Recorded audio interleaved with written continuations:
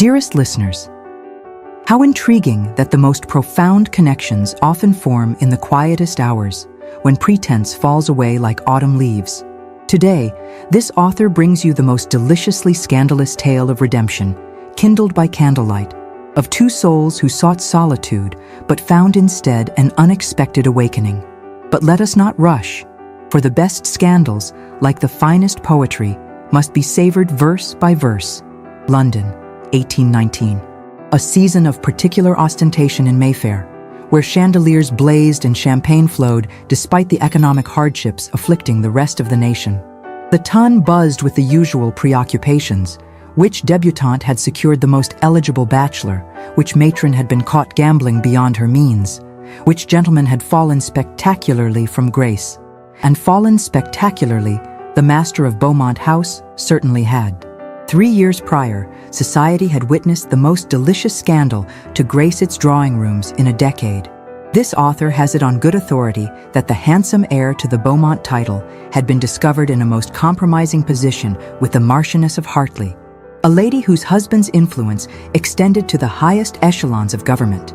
The scandal had been exquisite in its timing, mere weeks before the young aristocrat's wedding to the season's incomparable Lady Caroline Mercer. One must confess, this author had always held a particular fascination for men who defied convention, though perhaps not quite so spectacularly. Neither fully ostracized nor truly accepted, the gentleman in question occupied that most interesting of social territories, feared by mothers of marriageable daughters, envied by restrained husbands, and the subject of furtive speculation among bored society wives. The current titled gentleman, for his father had succumbed to a fatal apoplexy shortly after the scandal, some say, from the shame of it, now moved through London like a shadow. Tall, dark, and possessed of a cynical wit that cut like the finest Toledo steel, the nobleman had withdrawn almost entirely from society.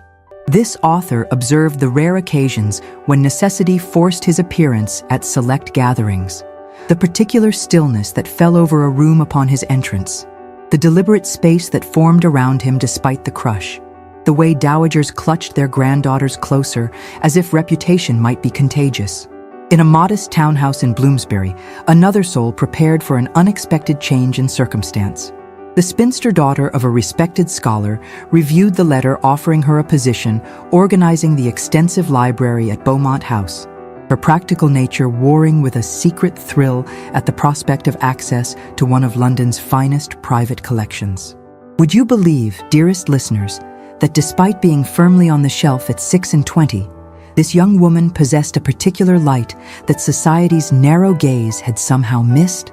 The singular intelligence that animated her unremarkable features when discussing literature, the quiet humor that occasionally curved her lips when observing social absurdities, the exceptional penmanship that revealed both discipline and artistic sensibility, all suggested depths unplumbed by the marriage-minded society that had long since dismissed her. This author observed the young lady during her father's academic gathering last Thursday, her spine straight as propriety demanded, her eyes revealing nothing as pompous scholars debated points of classical translation while ignoring her occasional subtle corrections. One could only admire such composure. What the academic gentleman did not know, but this author did, was that beneath her serene exterior, this bookish spinster harbored a carefully guarded passion for romantic literature that would have scandalized her father's colleagues. The modest shelf behind her writing desk contained not only the expected works of serious scholarship, but also, hidden behind false bindings, the most delicious novels of sensibility, and even, one blushes to mention, poetry of a distinctly passionate nature. Two souls, each with secrets they believed well concealed, each with wounds inflicted by a society that demanded particular performances while punishing any deviation. How fortunate that your humble chronicler possesses the particular ability to see beyond carefully constructed facades. The library at Beaumont House, a magnificent 2-story chamber that would have made even the most esteemed bibliophile weep with envy. This author watched with particular interest as the noble gentleman paced the Turkish carpet, his agitation evident in the tense set of broad shoulders beneath exquisitely tailored superfine wool. Gentle listeners, steel yourselves for what transpired next, for even this author, who has witnessed countless first meetings, found herself holding her breath.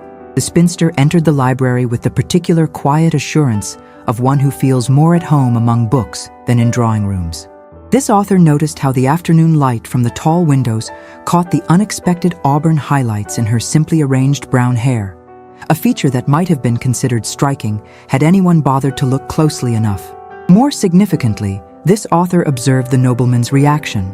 Not the appreciative male assessment one might expect, but something far more intriguing. A flicker of wariness, as if sensing a potential disruption to his carefully ordered isolation. What the aristocrat saw was not merely a suitably qualified librarian, though with her exceptional knowledge of cataloging systems, ancient languages, and literary history, the young woman certainly qualified, but a disquieting embodiment of unaffected intelligence draped in modest gray wool. A woman whose direct gaze and practical manner suggested someone immune to both his charm and his notoriety. Or so one might perceive, if one had spent 3 years cultivating indifference as a shield against society's judgment. This author watched with fascination as the master of the house struggled to maintain his customary sardonic detachment during the interview. His questions delivered with the particular drawl that suggested boredom, while his eyes remained unnervingly attentive. The spinster, in turn, answered with perfect composure, though this author noted the slight tremor in her gloved hands as she examined a particularly rare volume he handed her as a test of her knowledge. The conversation proceeded with perfect propriety. The nobleman had always excelled at surface charm when it suited him, but this author noted how their gazes seemed to meet with a particular directness unusual between employer and prospective employee. Neither smiled unnecessarily. Both maintained careful professional distance. And yet, gentle listeners, there was something else, an undercurrent of mutual recognition perhaps, the particular connection that forms between two souls who understand what it means to live behind carefully constructed personas. The interview concluded with the aristocrat's somewhat unexpected offer of generous terms, delivered with the particular inflection that suggested he had intended greater negotiation, but found himself unwilling to risk her refusal. The spinster accepted with a slight inclination of her head, her quiet thanks carrying that particular quality of dignity that acknowledges an opportunity without fawning gratitude. As the new librarian was shown to the small but elegantly appointed office adjoining the library, this author observed the master watching her departure with an expression of perplexed irritation, as if he had inadvertently acquired not merely an employee, but a puzzle his cynical mind could not immediately solve. In the weeks that followed, this author observed the most fascinating pattern emerge at Beaumont House. The titled gentleman, who had previously treated his ancestral library with benign neglect, suddenly developed a keen interest in its reorganization.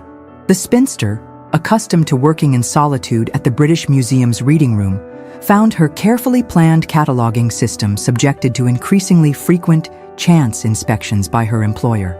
More curious still was how these encounters began to shift to the evening hours. The genesis of their midnight ritual occurred most unexpectedly, on a particularly bitter January night.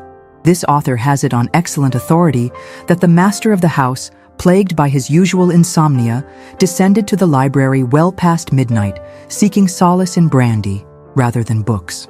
Upon entering his sanctuary, the nobleman found himself confronted with an unexpected intrusion. The librarian, still at her desk, surrounded by stacks of ancient folios.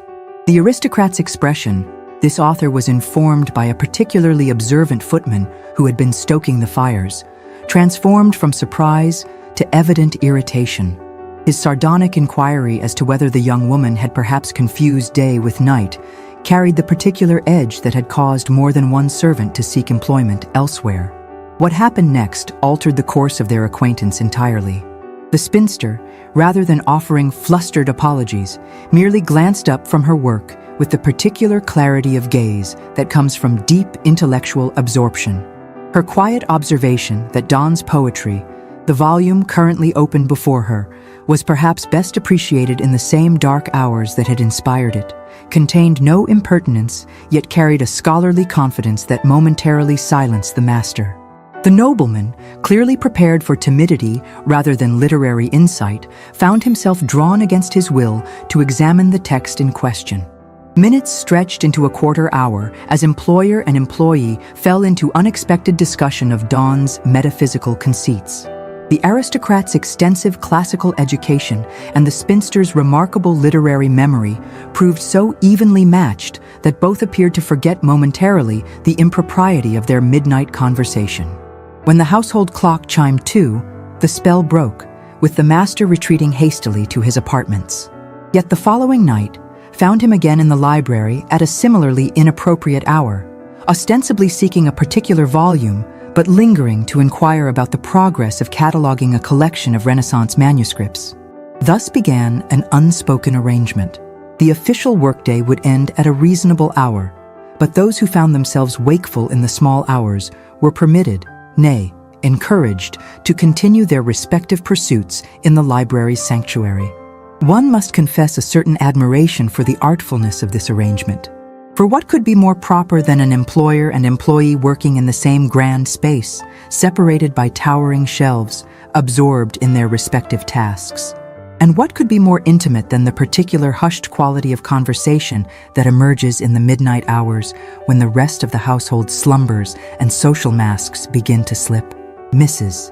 Patterson, the housekeeper, remarked upon the peculiar schedule to this author during a chance encounter at the Modiste, her voice carrying that particular inflection that indicated both concern and reluctant approval. This author watched the good woman's expression soften as she described finding the library in disarray one morning, teacups and a decanter of brandy on a side table, books spread across every surface, and the master asleep in his chair with a volume of Byron open on his lap. "The first peaceful sleep he's had in years," the housekeeper had whispered, with the particular loyalty of long service. What fascinated this author most was the transformation that occurred in both parties during these midnight sessions. The aristocrat, so carefully cynical in daylight hours, would gradually display a scholarly enthusiasm that bordered on boyish excitement when discussing a particularly rare text or historical curiosity. The spinster, normally the epitome of practical efficiency, would occasionally reveal glimpses of a romantic sensibility at odds with her spinsterish reputation, an appreciation for poetic imagery, a tendency to become lost in historical narratives of passion and sacrifice. The most telling evidence of their evolving connection emerged through the curious medium of marginalia. This author has it on excellent authority that the nobleman's personal collection included numerous volumes with his own acerbic notations. As the cataloging progressed, a peculiar correspondence developed, the librarian's neat annotations appearing alongside the master's, sometimes questioning his interpretations, other times expanding upon them. This literary conversation, conducted through the intermediary of treasured texts, allowed for exchanges of perspective far more intimate than their verbal interactions. This author, who had occasion to examine one such volume, a rare edition of Paradise Lost, with particularly provocative comments from both parties regarding the nature of temptation, noted the particular energy that characterized these written exchanges. The nobleman's handwriting growing less controlled, more expansive when responding to the librarian's insights. The spinster's typically precise script occasionally betraying emotion through a more emphatic stroke or deeper impression of the pen. The resistance to their growing connection manifested in curious ways. The master would abruptly cancel their evening sessions, only to return the following night with rare books discovered in his travels that precisely matched the librarian's scholarly interests. The spinster would maintain strict professional formality for days, only to inadvertently reveal her deepening regard by preparing the particular blend of tea the aristocrat preferred during their midnight discussions. By the third month of her employment, the library had been transformed.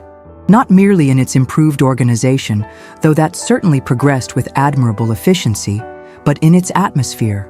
What had been a neglected monument to family prestige became a living space marked by the particular signs of intellectual communion.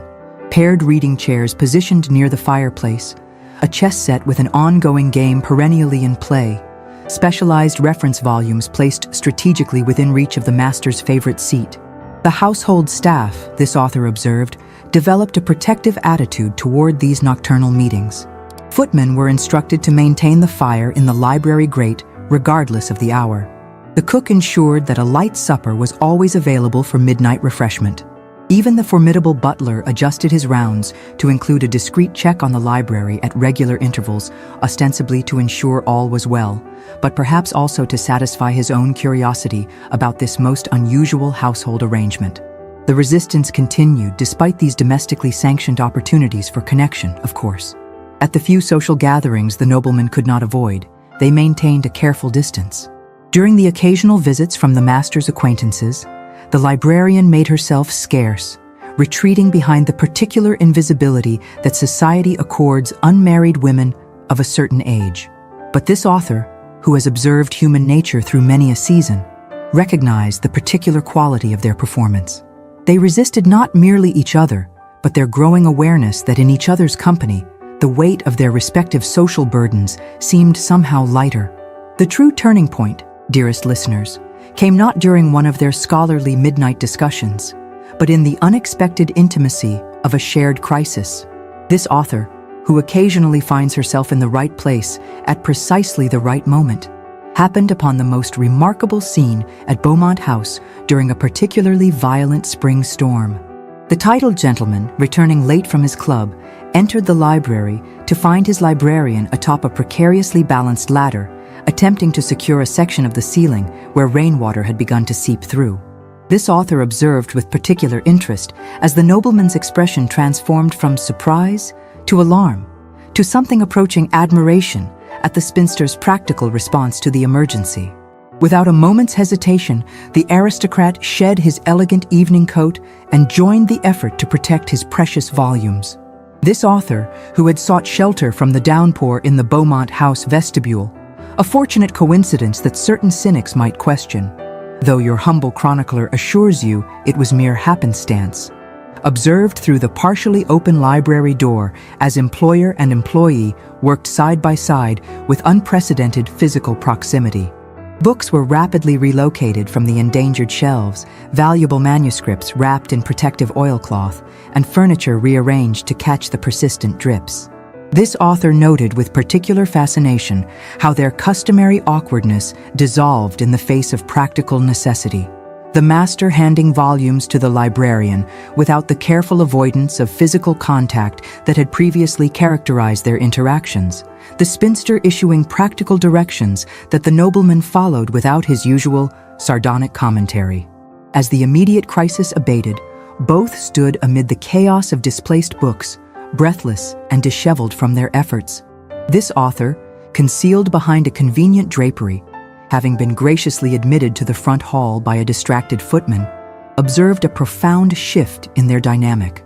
With social masks literally dampened by their exertions, the aristocrat's usually immaculate cravat askew, the librarian's neat coiffure coming undone in tendrils around her flushed face, they regarded each other with the particular clarity that sometimes emerges in moments of shared purpose.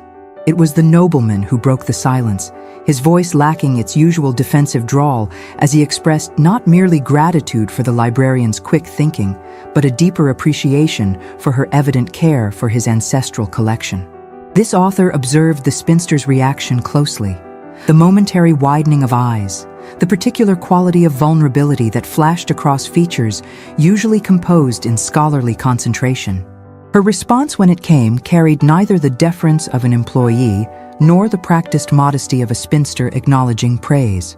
She spoke instead with the particular directness of one who has glimpsed behind social facades, noting that perhaps the master's reputation for careless disregard of his heritage had been greatly exaggerated, a gentle challenge to the public persona he had cultivated since his disgrace. Oh, gentle listeners, this author nearly gasped aloud at the transformation in the nobleman's expression. To witness the momentary fall of cynicism from features so long arranged in sardonic amusement, how terribly revealing and terribly significant. The aristocrat's quiet acknowledgement that certain reputations, once established, become almost impossible to shed, revealed more of his private suffering than perhaps he intended. The librarian's response that reputations, like books, benefit from careful recataloguing rather than hasty judgment struck a chord so profound that this author observed the gentleman physically step back, as if the force of understanding had actual weight. They stood in silence amid the disordered library, the storm still raging beyond the windows, but somehow diminished in significance compared to the internal tempests visibly playing across the nobleman's features. This author observed how they had unconsciously positioned themselves in physical alignment, both facing the rain-lashed windows rather than each other, as if the direct contemplation of their shifting connection might prove too overwhelming. What happened next, dearest listeners, might seem inconsequential to those who measure intimacy only in physical terms. As they finally moved to restore order to the library, the master reached for a particular volume, a rare edition of Dante's Inferno with illuminated pages, at precisely the same moment as the librarian. Their hands met, not in the accidental brush of fingers that romance might dictate, but in the firm clasp of shared purpose, both instinctively moving to protect the same treasured work from water damage. Neither immediately withdrew, the momentary connection extending just beyond what necessity required, their gazes meeting over the rescued volume with the particular intensity that comes when minds accustomed to solitude recognize a kindred intelligence. This author, who prides herself on discerning the significance of such moments, recognized it for what it was, not a conventional attraction based on physical beauty or social advantage, but something far rarer, the recognition between two souls who have found in each other an unexpected sanctuary from the particular loneliness of living behind society's expectations. They separated naturally, returning to the practical task of restoration with newfound awareness humming between them. But this author knew, as surely as she knows the difference between a genuine first edition and a clever forgery, that everything had changed. If this author believed the path to understanding would proceed smoothly from that point, she was soon reminded of the particular talent society has for complicating matters of the heart. 3 weeks after the storm incident, during preparations for a small but necessary dinner party to honor the nobleman's elderly aunt, disaster struck in the form of an unexpected visitor, a lady whose reputation rivaled even the master's for scandal. This author watched with growing dismay as the Marchioness of Hartley arrived unannounced, her elegant carriage drawing up to Beaumont House with the particular ostentation that suggests a visitor more interested in being observed than in discretion. Her remark to the butler that she had urgent personal business with the master came with that unmistakable inflection that suggests intimate history. This author observed the librarian's face closely from her vantage point near the conservatory, where she had been admiring the particularly fine orchid collection, having been invited to tea by the housekeeper. The brief flash of recognition, followed by the particular stillness that suggests one is attempting to reconcile rumors with reality. The aristocrat, emerging from his study at the commotion, maintained his composure, though this author detected the slight tension in his jaw that suggested deeply controlled anger rather than the pleased surprise a former lover might expect. The Marchioness proceeded to make herself at home with the particular entitlement of the aristocracy, dismissing the librarian with a negligent wave as some sort of secretary when introduced. This author noted the spinster's dignified withdrawal, her expression betraying nothing, though her normally graceful movements had acquired a particular rigidity. What followed was revealed to this author through the particular network of household intelligence that servants maintain. The Marchioness, it seemed, had not come to rekindle a passionate liaison, but rather to request financial assistance, her husband having finally restricted her access to funds after years of extravagance. According to the particularly observant footman who served tea, the lady had suggested that the master's fond memories of their time together might incline him toward generosity. Gentle listeners, steel yourselves for what happened next. This author learned that the nobleman's categorical refusal had prompted the Marchioness to reveal her true purpose: blackmail. Apparently, she possessed certain letters written during their brief affair that, if made public, would reignite scandal and potentially damage the aristocrat's fragile reconciliation with his mother's family, from whom he expected a significant inheritance. The misunderstanding bloomed like a poisonous flower. To the librarian, glimpsing the Marchioness's triumphant exit from the study window, it appeared that the master had succumbed to either passion or coercion, that his apparent intellectual redemption had been merely another facet of a fundamentally flawed character. To those observing, including regrettably your humble chronicler, it seemed the natural conclusion. What the librarian did not witness, what this author would only discover later through her particular network of informants, was the nobleman's reaction after the Marchioness's departure. Rather than acquiescing to the blackmail, he had immediately summoned his solicitor to prepare for the legal and social consequences of refusing the Marchioness's demands. His preference for enduring renewed scandal rather than participating in dishonorable extortion revealed a moral core at odds with his cultivated reputation. In the days that followed, this author observed the most painful of domestic tensions.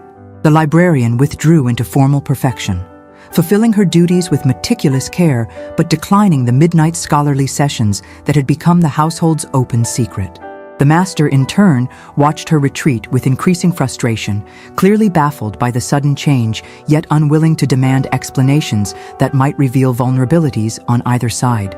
This author observed the nobleman approach the library door late one evening, his hand raised as if to knock, only to let it fall again with an expression of such profound frustration that even this jaded chronicler felt a pang of sympathy. The requirements of his solicitor's discreet legal preparations, it seemed, warred visibly with the inclinations of his heart. After a moment's hesitation, he turned away, the set of his shoulders betraying the particular tension of a man caught between prudence and desire. The situation deteriorated further when the librarian, seeking escape from the emotional confusion of Beaumont House, accepted an invitation to accompany a former school friend to a music hall. There, this author observed her pale face and distracted manner as she attempted to maintain polite conversation while clearly absorbed in private turmoil. When Lady Harrington deliberately seated herself beside the young woman and began a whispered account of fresh intelligence regarding the aristocrat's renewed liaison with the Marchioness, the spinster's uncharacteristically abrupt departure surprised even this seasoned observer of social interactions.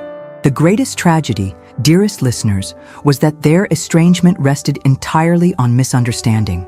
This author later discovered that the master had actually engaged his solicitor in the complex process of legally proving the Marchioness's blackmail attempt, a process that required meticulous documentation and absolute discretion, explaining his distracted manner and temporary reticence even with his trusted librarian. As April gave way to May, this author observed the librarian's increasing pallor, the nobleman's growing restlessness.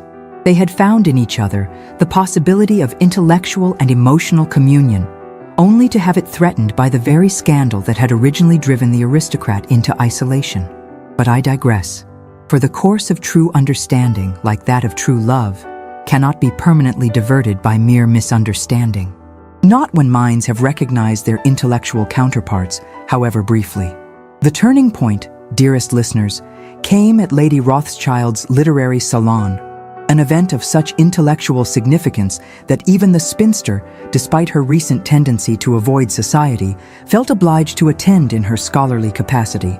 The nobleman, though not generally inclined toward such gatherings, had been persuaded to lend a particularly valuable manuscript for display, necessitating his presence as well. The librarian arrived dressed with the particular restraint that scholarly women adopt for intellectual occasions, her gown of deep blue providing a modest but becoming contrast to the fashionable excesses displayed by the literary patronesses. The master, in contrast, stood out in his severe evening attire, his imposing height and striking features drawing appreciative glances despite his forbidding expression. This author positioned herself strategically near the refreshment table, anticipating developments with the particular thrill that comes when one senses the wheels of fate beginning to turn. The anticipation was not misplaced.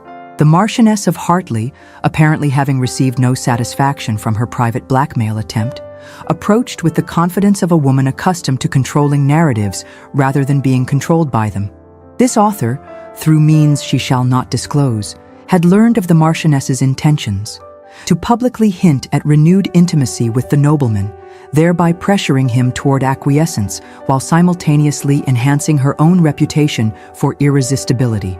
The Marchioness began with a tone of possessive familiarity, commenting loudly on how difficult it must be for the aristocrat to find intellectual stimulation in his reduced social circumstances, with a meaningful glance toward the librarian that suggested the young woman represented a particularly desperate attempt at companionship. This author observed the spinster's spine stiffen beneath her modest gown. The librarian had been seated at the edge of the gathering, examining the rare manuscript with professional interest, but the Marchioness's deliberately projected voice carried clearly to where she sat.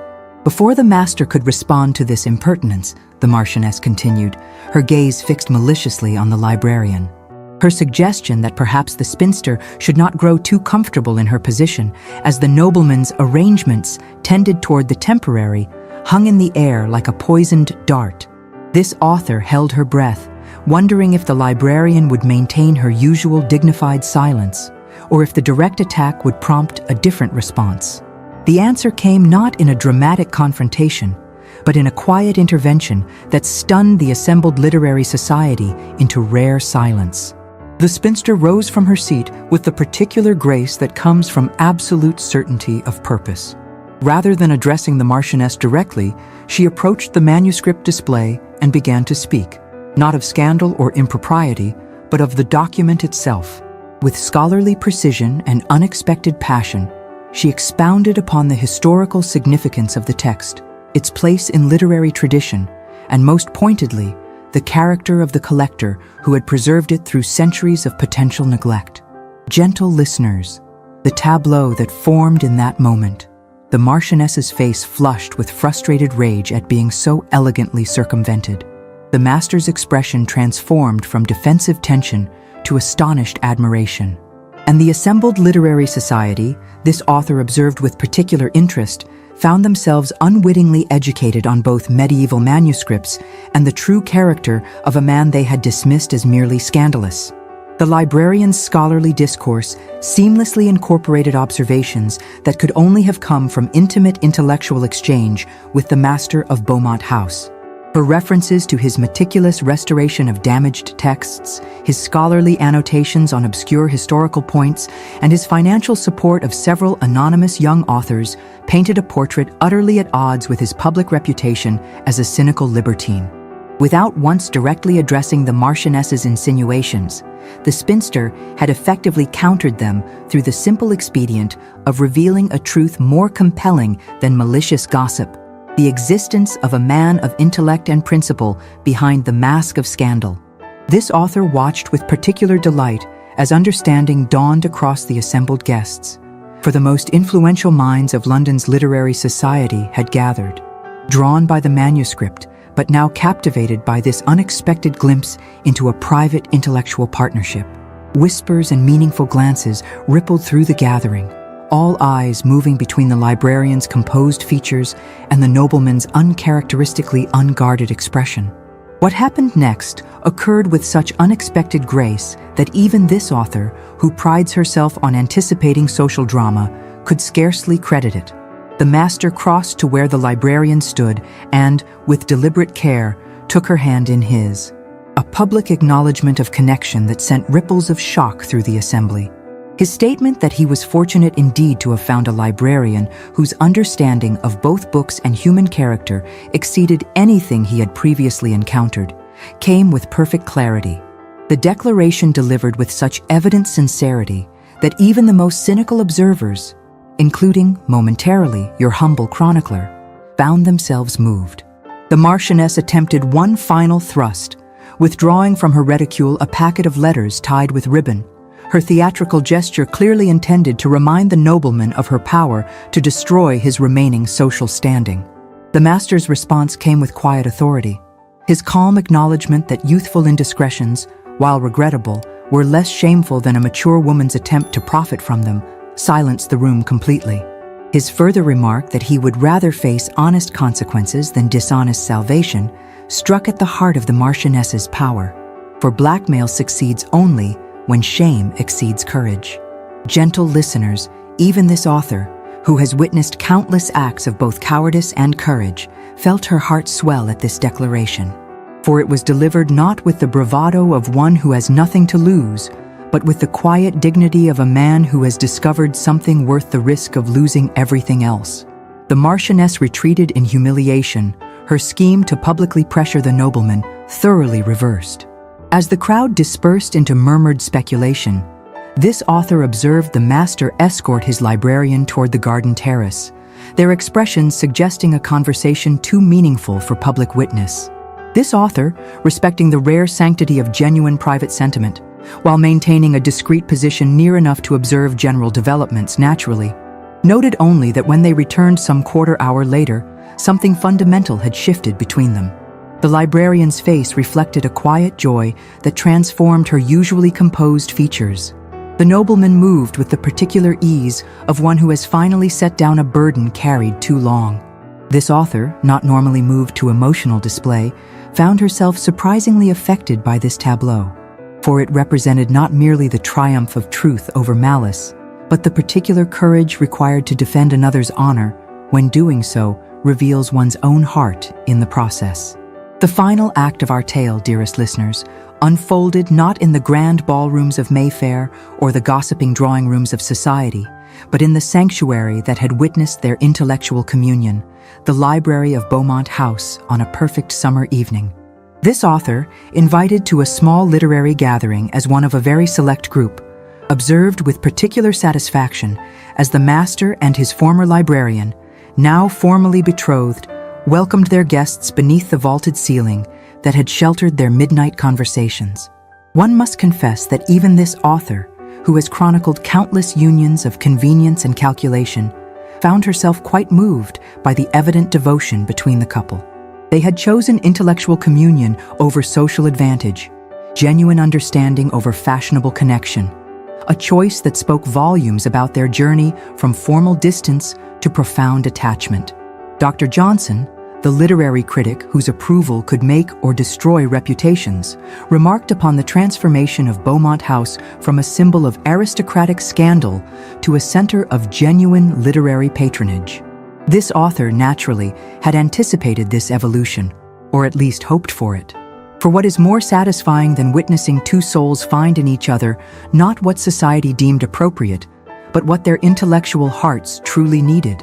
The scandal that had threatened to destroy the nobleman's remaining social standing had, in the end, proved the catalyst for a most unexpected rehabilitation.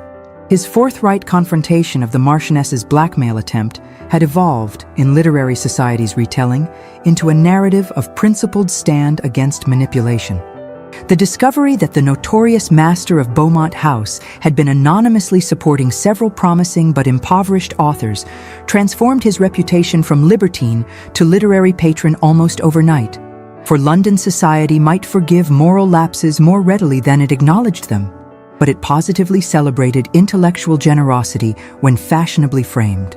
Similarly, the spinster's public defense of the nobleman's character, initially viewed with skepticism by some as a mere employee's loyalty, had gradually transformed into a romantic narrative of intellectual equals finding rare understanding, a story far more compelling to the literary set than mere scandal could ever be. This author observed with particular pleasure how the couple moved among their guests with the easy synchronicity of minds long accustomed to each other's patterns. When the master referenced an obscure literary allusion, the former librarian completed it without thought. When she sought a particular volume to settle a scholarly debate, he retrieved it from the exact shelf without direction. These small moments of intellectual intimacy, more revealing than any physical demonstration, confirmed what this author had recognized from their first contentious meeting: the rare connection of minds that society so often overlooked in its preoccupation with more conventional matches. The most touching moment came not during the formal announcement of their betrothal, but in a quiet exchange this author observed near the chess table where their midnight games had often unfolded. The nobleman, momentarily separated from his guests, approached his future bride with a small Morocco-bound volume.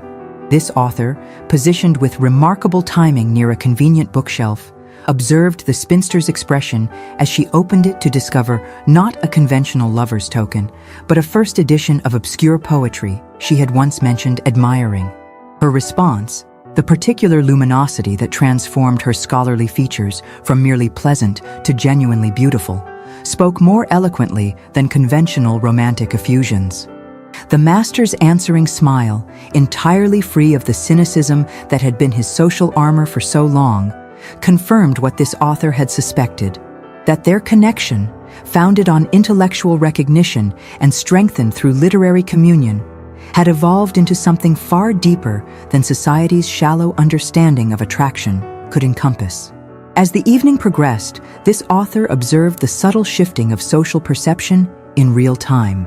The influential hostesses who had initially accepted invitations from curiosity rather than approval now assessed Beaumont House with calculating eyes, mentally repositioning it as a desirable destination for the intellectual set. Literary gentlemen, who had previously avoided association with the scandalous nobleman, now engaged him in earnest conversation, drawn by rumors of his extensive collection and surprisingly incisive scholarly insights. Most telling was the reaction of the young aristocrat's formidable aunt, Lady Westmoreland, whose approval had seemed an impossible achievement. This author overheard her grudging acknowledgement to a companion that while the match might lack the financial advantages one might wish, at least the girl has sense enough to manage him and the library both, and heaven knows that's more than poor Caroline would have managed. One might observe that the path to their happiness had been unnecessarily complicated by society's strictures and personal fears. Yet this author would suggest that perhaps the very obstacles they overcame were necessary to forge a connection of genuine strength. Like a text carefully preserved through centuries of potential neglect, their love had emerged intact despite the particular corrosive power of London scandal. As twilight descended and guests departed, this author watched the future couple retreat toward the library's most secluded alcove, the nobleman's hand resting lightly at the small of his betrothed's back, her head inclined slightly toward him, as if continuing a conversation too absorbing to pause even for social niceties. Not the calculated withdrawal of a couple performing affection for social advantage, but the natural gravitation of two minds that had discovered in each other the particular sanctuary that comes only from being truly understood. And so, gentle listeners, another tale reaches its blessed conclusion. This author withdraws until our next encounter. Until then, remember, the greatest passions often kindle in the quietest hours, when pretense falls away and true selves emerge from shadow. Society will always have its judgments and expectations, but true connection speaks in shared insights, in mutual recognition, in minds that find in each other both challenge and completion, in the eternal battle between social convenience and intellectual communion. This author shall always favor the latter. Your devoted chronicler, Lady Ravenswood.